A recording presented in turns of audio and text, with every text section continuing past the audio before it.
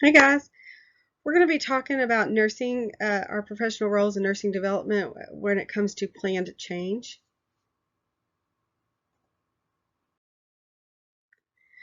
According to your textbook, there was a recent nursing conference with some top management teams. These leaders asked what they wanted the conference to focus on, and it was resounding change. That was what they were looking for, was change. I think we all are in healthcare. Change in healthcare today has been described as the ever whirling wheel that seems to spin faster and faster. Kind of like, this is fun, um, just because we're all doing everything online right now. You know, when your computer decides to give out, you're on the portal and you get that wheel that keeps spinning around and around and around and around and around. That's where we're at right now in healthcare. We're on that spinning wheel. Many changes are exciting, they're motivating, while some change is entirely unexpected and most unwelcome. When change occurs too rapidly or demands too much, it can become a major source of anxiety and stress. And if you listen to conflict before this, you know that it can give you some conflict as well. Change is inevitable, though. It's a part of every aspect of our life. Why is that? Because each day we strive to bring quality improvement into the profession of nursing and in the care of the patients. Some of you are naysayers, but to change. I know that some of you probably are, because not everyone likes to make changes, and this creates internal conflicts as well as external conflicts. I'm a changer. I like change. I think it's fun, because I like quality improvement. So I guess that would mean that I would really like change. I like to see what can be done better and make those changes occur. But why do we need change? Because in today's times, nurses must develop strategies to manage and change in order to stay in the workplace and in the workforce. The reasons that necessitate frequent changes in nursing are increasingly diverse patient populations, rapid advances in technology, and new research findings. We have to do it. We cannot stay stuck in one little place, because if we stay stuck in one little place, then nothing ever gets better. And so consequently, you naysayers to change are going to have to learn how that you can change along with everyone else. And yes, it's going to cause you some conflicts, but hopefully we can find some resolutions to help you along the way with that. Planned versus unplanned change. Planned change is an act that arises from a single or series of changes in organizational goals and objectives, such as increased patient satisfaction. Changes may originate from an organization revising its mission, creating vision, or responding to other internal or external forces. External forces may be the Joint Commission placing new mandates on hospitals that forces them to implement policies to keep their accreditation. Internal forces may be anyone in an organization who presents a change based on evidence-based practice research.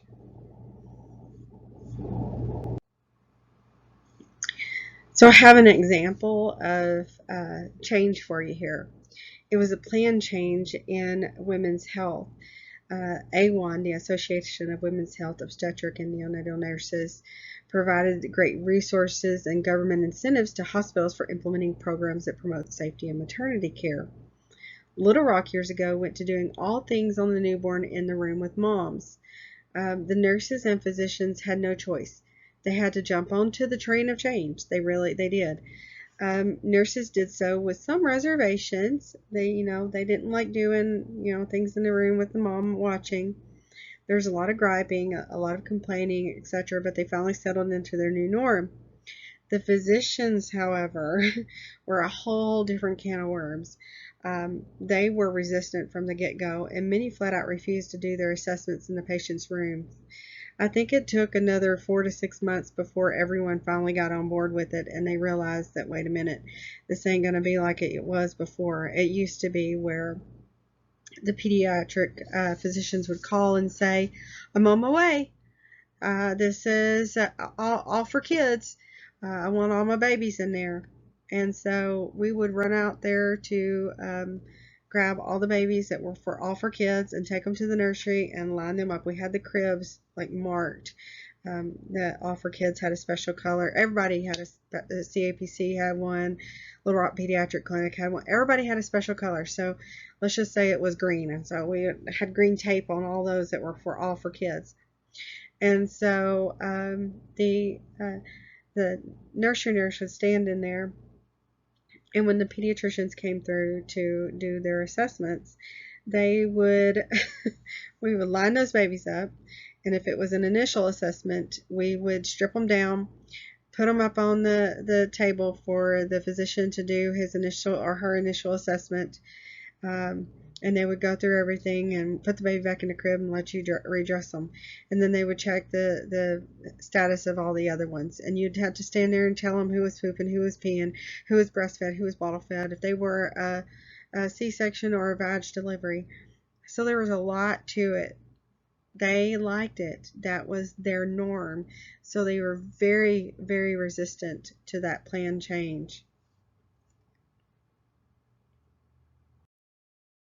Unplanned change arises from the unexpected, which impinges on the well-being of the organization.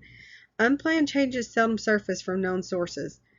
This unplanned change could occur because, for example, sudden shifts in the marketplace accompanied by some reduced product or service demands, emergence of superior competitive products and services, changes in information technology, depressive economic events, natural disasters, or the death or impairment of a senior manager. Unplanned change for our day and time right now is COVID-19. That was a big one, and hospitals and other agencies had to make unplanned changes on the fly to meet recommendations and mandates to keep people safe during this pandemic. Today, nursing and other healthcare arenas are in constant state of change. It can cause feelings of uncertainty, anxiety, upheaval. I feel like my whole world is turned upside down. Those are the people that are the naysayers that don't like change. It can cause feelings of uncertainty. Sorry, I was trying to read that line again. Whether change is planned or unplanned, it will meet with resistance. Resistance is not limited to staff either. All levels of management will resist as well. If we were in a classroom right now, I would probably have an open discussion about this slide and the past two, because I think it would have brought a lot out. Some of us, as I stated before, do not like the change, and some of us do. There are quite a number who embrace the mask wearing, and while others are always looking for a way not to have to wear it. You'll have people that say, it's stupid, I don't want to wear it. You'll have people that are they're diehard with it, and they are diehard with the 6 foot distance. And you have everyone that they try their very best to keep everyone safe and themselves safe, and you can't fault them for that. But we could definitely have some good discussion on this, because it was such a big unplanned change, and we're having to get used to our new normal in healthcare and when we're out in public.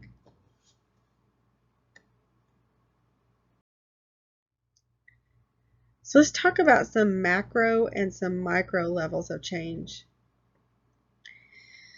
A macro level, managed care, that had a tremendous impact on us. The Patient Protection and Affordable Care Act, even bigger impact. Both affect the healthcare system, the patients, and the caregivers. Large-scale changes that affect all healthcare systems. Micro is confined to one nursing unit or just an organization-wide.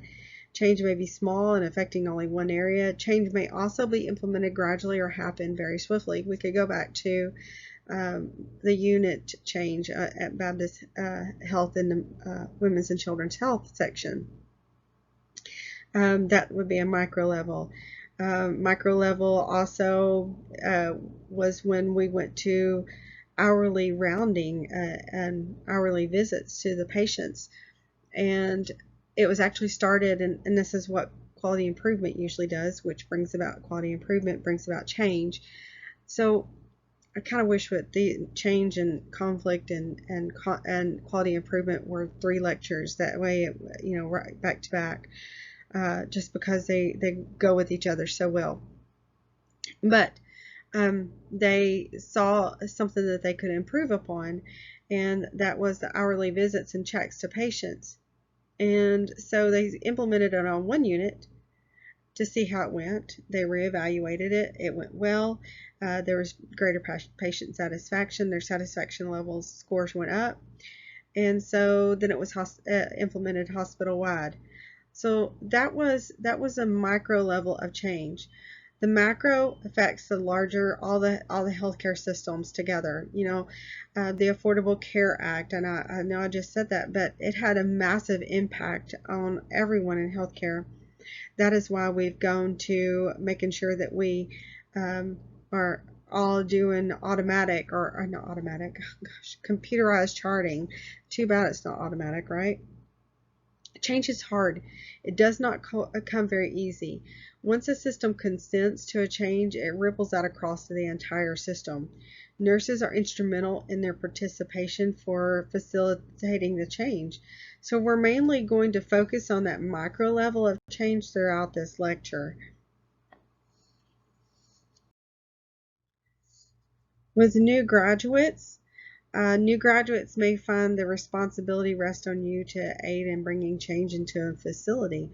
And the reason why, and that the places that this may be, is you guys might have seen some type of new technical procedure, and you're all working somewhere else. And some of you have worked in healthcare for years, and some of you have worked in other places other than healthcare. So you're going to be able to bring some of this into the clinical setting. What about implementing evidence-based practice guidelines, providing new policies for staff evaluation and promotion, participating in quality improvement and patient safety initiatives, and preparing for surveys and safety inspections? Those are all things that we as nurses do in the system, and new graduates as well. As a new graduate, for me, and this is going to take a way back here on computerized charting, I was in on the ground floor of our new computer charting system. It was called Last Word. I went to extensive training for its use, had to understand the concepts and become a super user. I felt like I should have a cape. But I was the super user for our unit. Many times, though, I was called to other floors to help nurses to navigate the system of charting. Also realize you may learn something in nursing school, like I said, that is new and innovative that another older RN may be unaware of. So you may be charged with providing that instruction associated with it.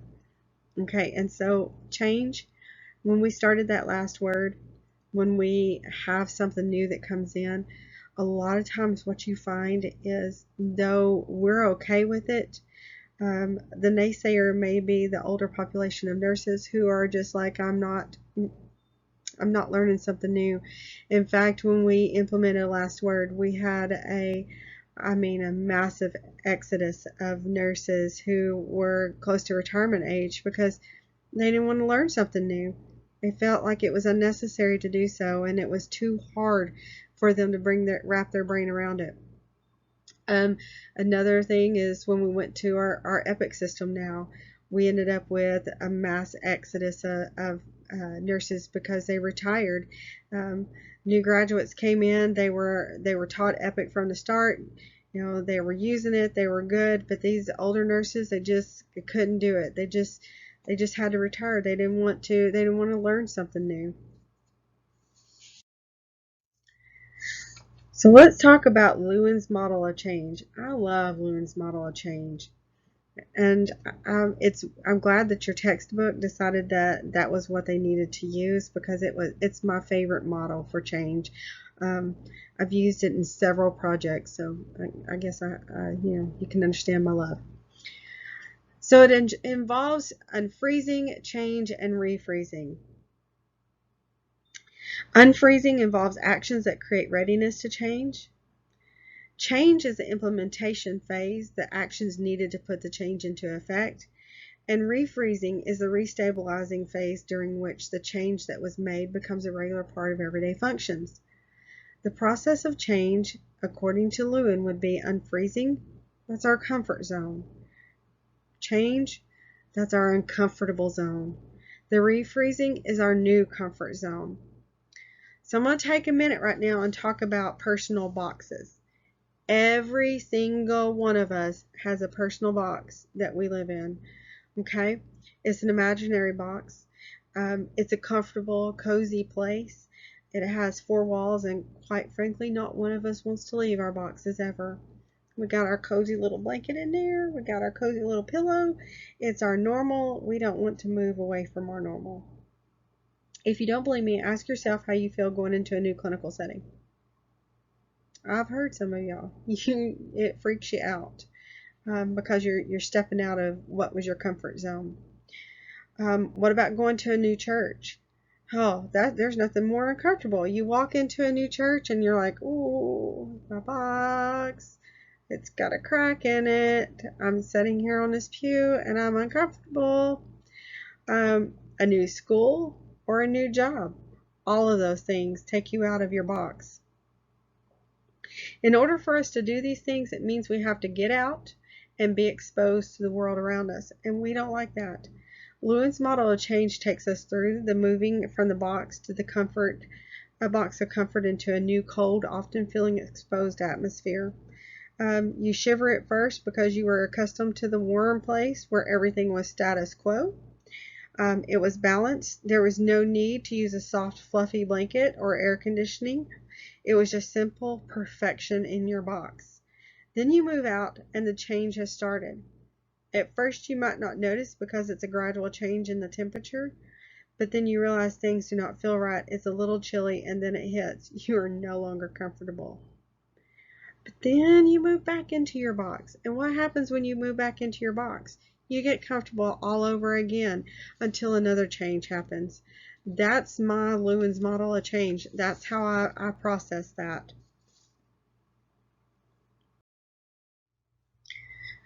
Why are we always so resistant to change? Why are there some people in this group of nurses that are naysayers?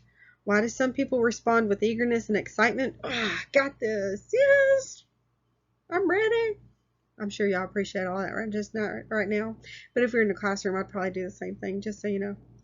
One person may be excited for more responsibility, while another may become very discontented.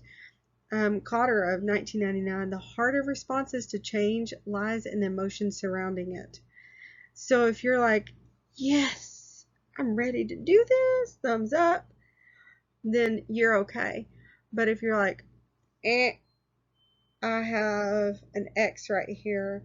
This is a big one. This is Family Feud right now, and this is that big old loud red X coming across my system. Then that's how you're going to respond to it. In order to understand why a storm brewed over a change, a manager, anybody in leadership, must first determine which of the staff was ready and why the others were not. You have to assess the situation. So for receptive change, it is suggested that nurse managers were more receptive to change than were staff members. Why? Because they were innovative and decisive. Why was the staff not? They needed some proven methods. Are you sure this works? Show me. I got to know that this works. When staff is resistant to change, it forms a solid wall of resistance to changes that need to occur. So how can we fix this? Kalish of 2007 suggests that if a team is aided in helping recognize their preference to certainty as opposed to change, this will in turn increase their receptiveness to necessary changes. I've used this movie before in another lecture, Facing the Giants. It has many levels we can actually learn from as people, managers, and leaders. In it, the coach is being pushed out by parents and other faculty because they are continually losing. They don't like to lose. The manager facing resistance from those under him and working with him. But instead of giving up, he persevered. Of course, he did so with prayer, but this is just a good example of how change happened. Grant, the coach, was receptive to God and change. He turned to the Lord and the Word, not to win a game, but to bring about change at that micro level at his home, and that extended into his career as a coach.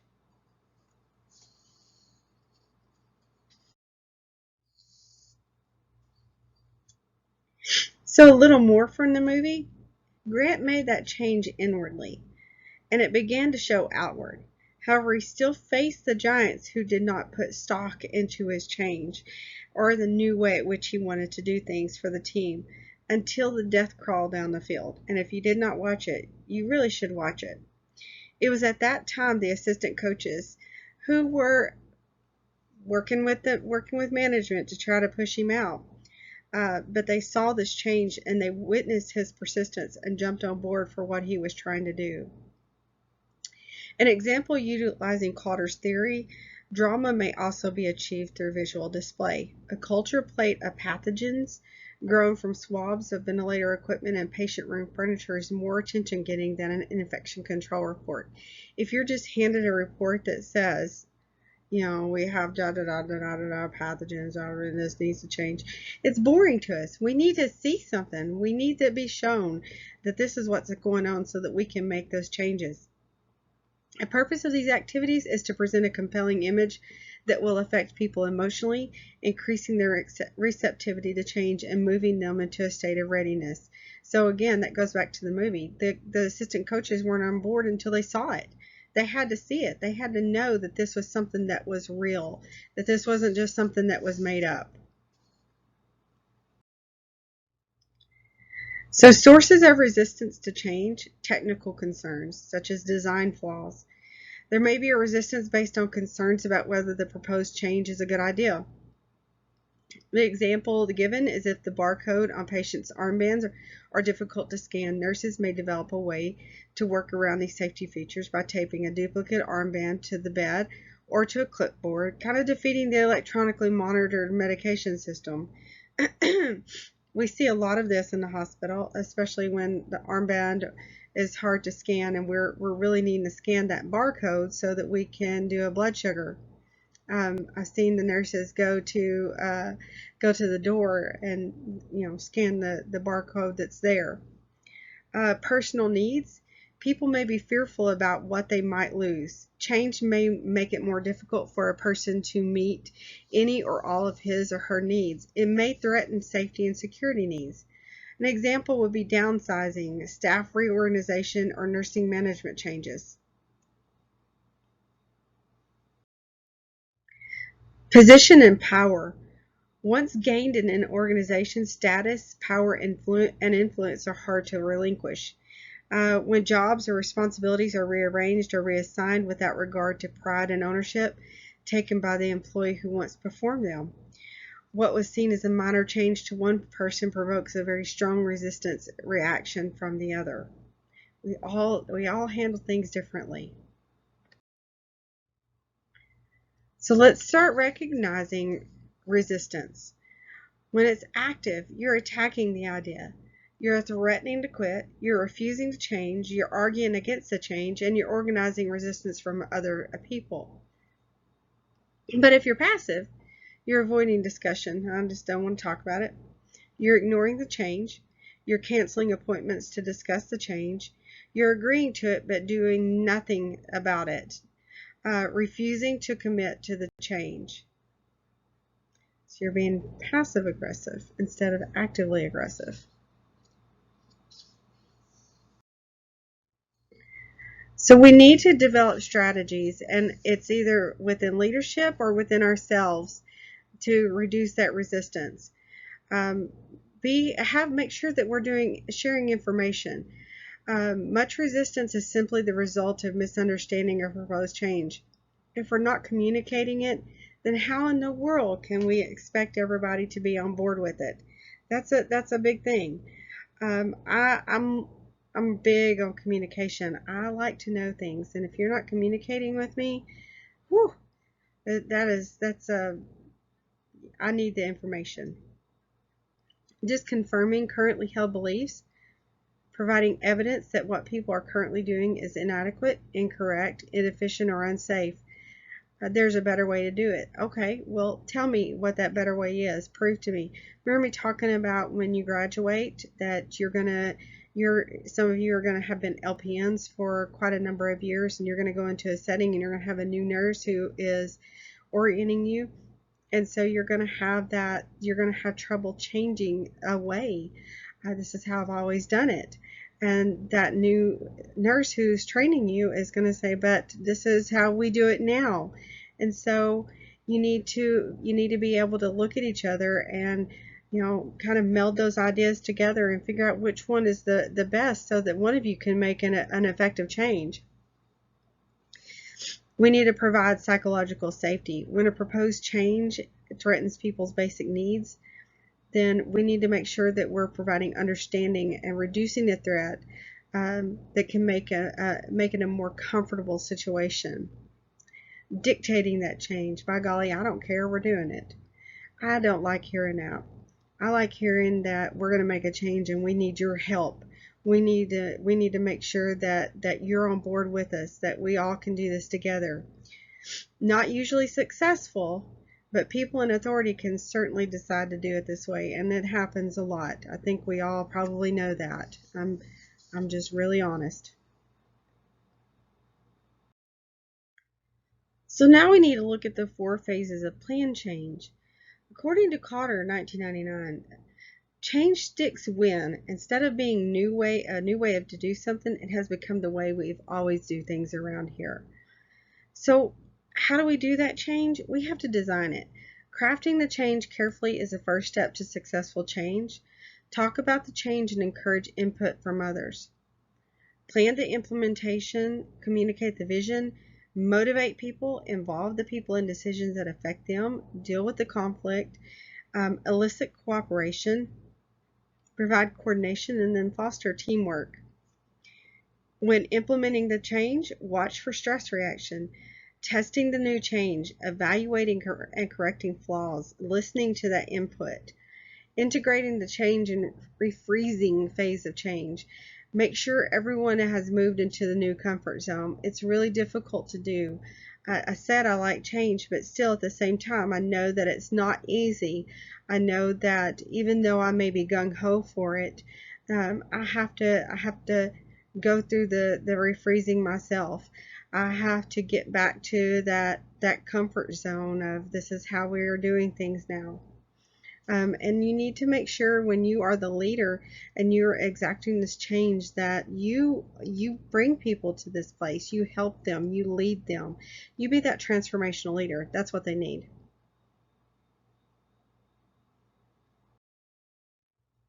So what about personal change? If you're leading others through the change process, you have to be willing to change things yourself. Choosing to change may be an important part of your development as a professional nurse and leader.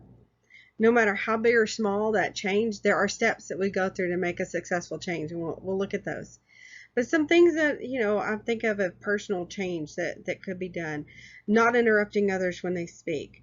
Um, I'm not saying that anyone does that, but we all know someone that as you're talking, they're like they're so excited they got to tell you something because it goes along with your story, and so they interrupt you and they don't wait for you to finish. Not texting and driving, what might be one.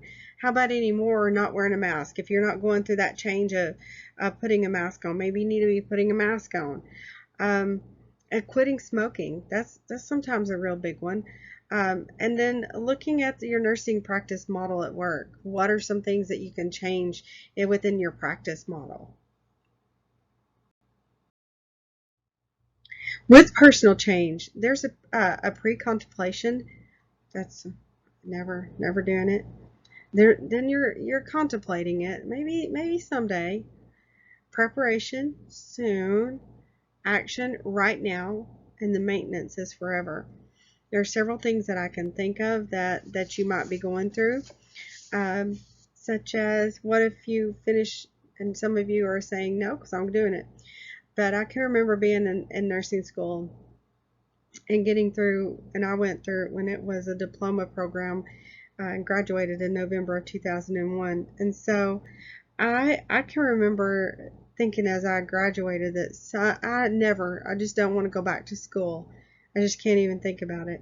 And then, even though my goal was someday I wanted to end up back teaching because I loved it, I thought it was an awesome profession. I looked up to my faculty members when I was a nursing student. I just thought that, that was just the best job, is to being able to pay it forward. And so I got to that someday phase.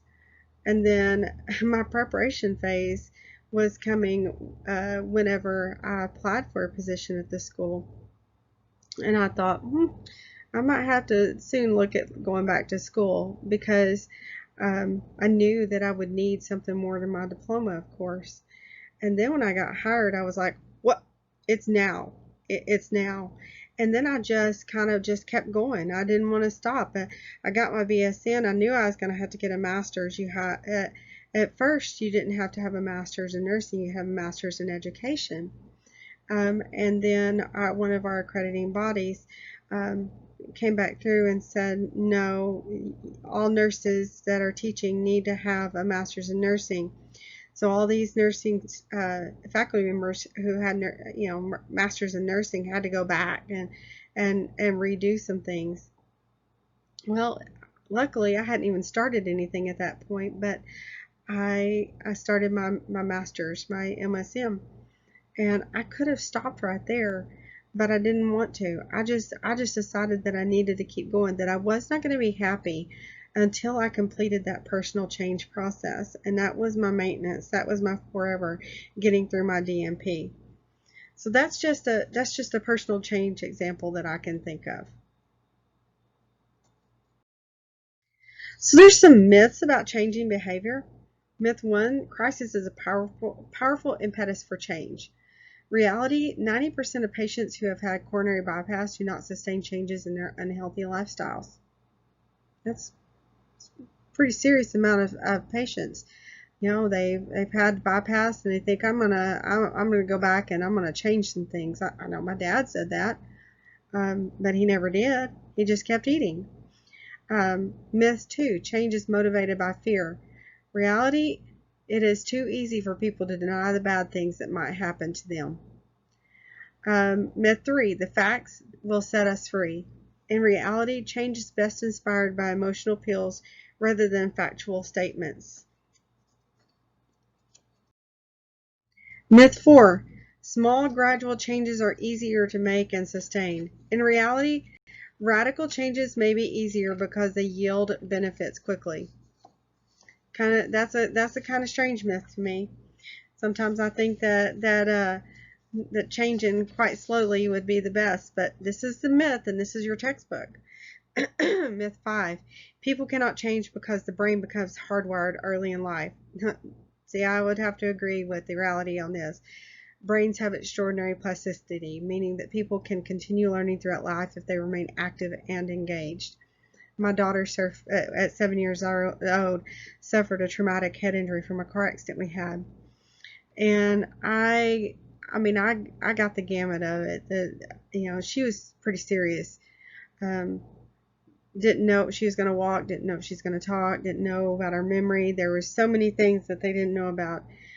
Well, we had a best case scenario, thankfully, and she survived. She did very well. She's not had any problems whatsoever. But well, she has some memory problems, but we don't even consider them memory problems anymore. But we're just used to it. And here's the thing: the brain is not hardwired. It can reroute itself, and it can change things up. And it was pretty amazing the things that it changed up in her.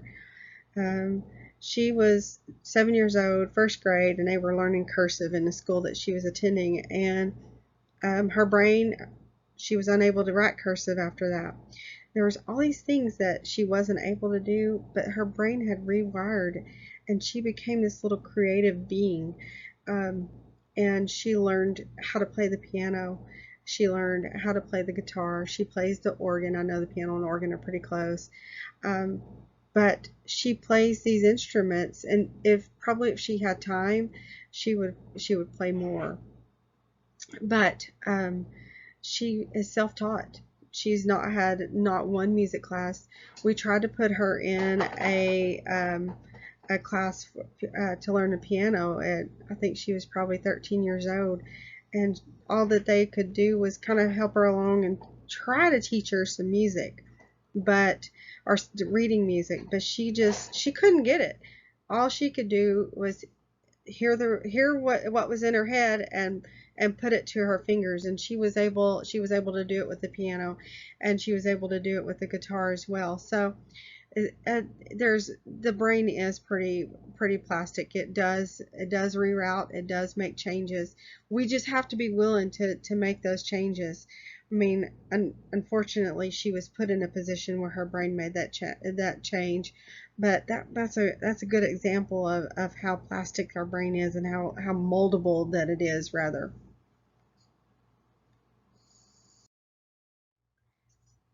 Guess what, guys? It's okay. Change is not going to kill us. I think though that some of us are naysayers, probably think that it is, but it's not. It's an integral part of living and working. It's good leadership can promote positive feelings about change.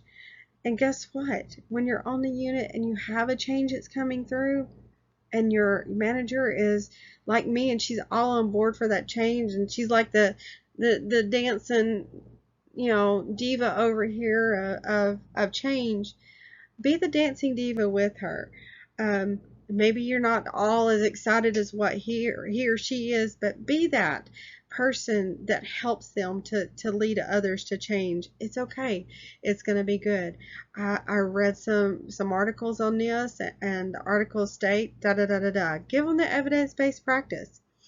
Change is an opportunity for growth and development. And I want you to view change in a positive light and not a negative light. I think we all look at policies coming through and think, oh my Lord, not another one. I think we probably do that. But I think that we need to get in on it. We need to buy in that it's okay, and it's a positive thing. I hope you guys enjoy this lecture, and I hope you listen to it. You do have a quiz that goes along with this. That's 6 questions. I have given you 20 minutes to take that quiz, and I've opened it up from Tuesday to Thursday. You guys have a great day.